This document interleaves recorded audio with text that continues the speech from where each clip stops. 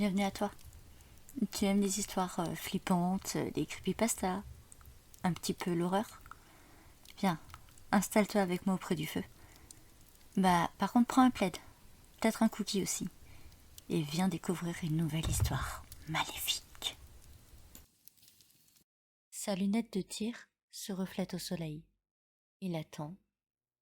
Patiemment, il retient son souffle. Il m'observe et ignore que son reflet dans ma pupille n'est pas une coïncidence. Je fais semblant de ne pas le voir, mais j'ai senti sa présence bien avant qu'il ne se poste sous l'arbre.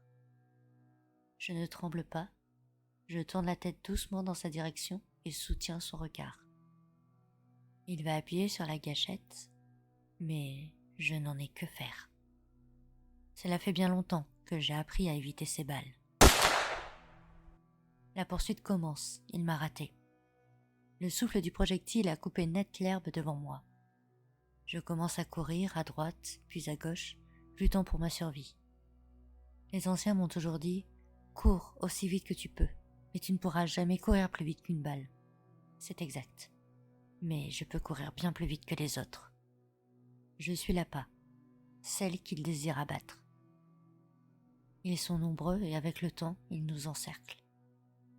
Nous avons bougé nos foyers, nous avons parcouru le monde, nous avons empiété sur leur territoire, mais ils en avaient fait de même avec nous.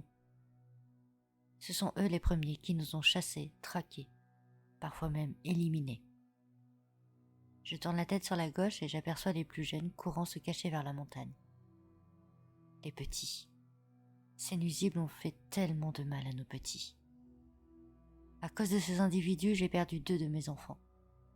Ils étaient tellement jeunes. J'ai vu l'un de ces monstres achever ma fille qui était à terre, d'un coup de couteau. Le sang répandu suivi juste après des entrailles chaudes coulant sur le sol. L'homme se penchait sur elle en riant.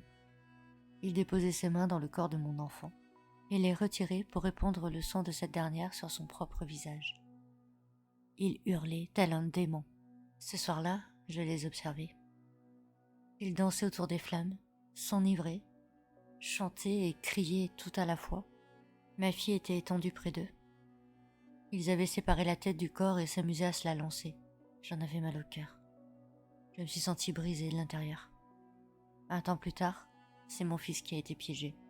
Il était parti chercher de la nourriture lorsqu'au loin nous avons entendu les canons. J'ai su, à ce moment-là, qu'il ne reviendrait pas. Le soleil s'est pâmé de rouge, comme le sang de mon héritier qui inondait la plaine. J'ai senti mon âme devenir noire. Il m'avait tout pris. Je n'avais plus de compagnon, mes enfants étaient morts, et j'étais seule. Enfin, pas vraiment. Je vivais au sein d'une famille qui n'était pas la mienne, mais j'avais décidé que je ferais tout pour les protéger. Je m'étais mis d'accord avec les sages pour devenir la proie. Je serais celle qui éloignerait le danger de la tribu. L'homme est toujours sur mes pas. Lui aussi court vite, mais surtout il triche. Il utilise un char d'acier pour me courser. J'entends le ronronnement de l'engin dans mon dos, les vrombissements de la bête de métal qui me talonne à chaque instant. Je bifurque sur la droite et je me faufile entre les arbres. Il est obligé de s'arrêter. À mon tour, j'attends, patiente, dans l'ombre des arbres. Il descend de son véhicule, coupe le moteur. Première erreur de sa part. Il s'approche avec prudence de la forêt et relève son chapeau pour éponger son front. Deuxième erreur. Il ne me voit pas et il pense que je me suis enfuie. Troisième erreur. Il fait demi-tour en direction de son 4x4. Dernière erreur. Fatale. Je prends impulsion sur mes pattes arrière et saute le plus lourdement sur lui. Il n'a pas le temps de comprendre ce qui lui arrive que j'enfonce mes gros acérés à travers son cou. Il tente de hurler, mais un gargarisme à peine audible sort de sa bouche. Alors que je lacère ses chairs et que sa peau tombe en lambeaux, je prends conscience que son sang tache mon pelage.